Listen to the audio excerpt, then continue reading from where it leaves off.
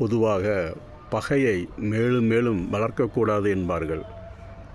அதற்கு துணையாக சினம் என்ற ஒரு குணமும் துணை செய்யும். சினம் வந்தாலே உடன் பகையும் வந்துவிடும்.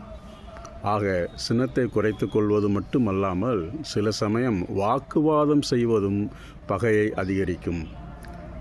அதனால்தான் ஒருவருடைய கருத்தை மறுக்கின்ற பொழுது கூடியவரை அது நீளமான வாக்குவாதமாக இல்லாமல் குறைத்து கொள்வது பகையை வளரவிடாமல் தடுக்கும்.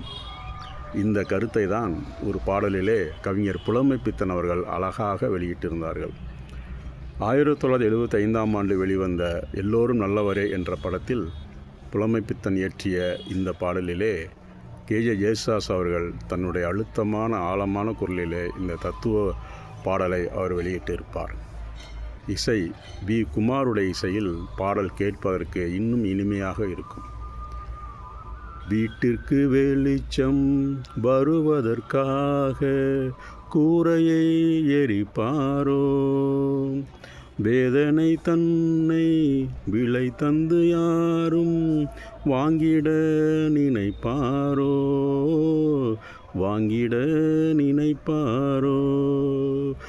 இதயத்தை திறந்து நியாயத்தை பேசு, இதயத்தை திறந்து நியாயத்தை பேசு, வழக்குகள் முடிவாகும். இருக்கின்ற பகையை வளர்த்திடத்தானே வாதங்கள் துணையாகும்.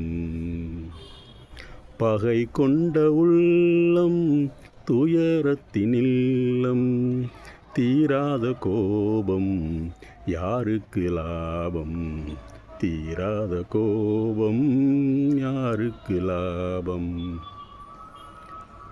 2 சரணங்களிலும் இந்த கருத்தை பகை கொண்ட உள்ளத்தினுடைய தன்மை பற்றி மிக தெளிவாக சொல்லிய புலமைப்பித்தனுடைய இந்த பாடல் எனக்கு என்றுமே கவர்ந்த ஒரு பாடலாக அமைந்திருந்தது.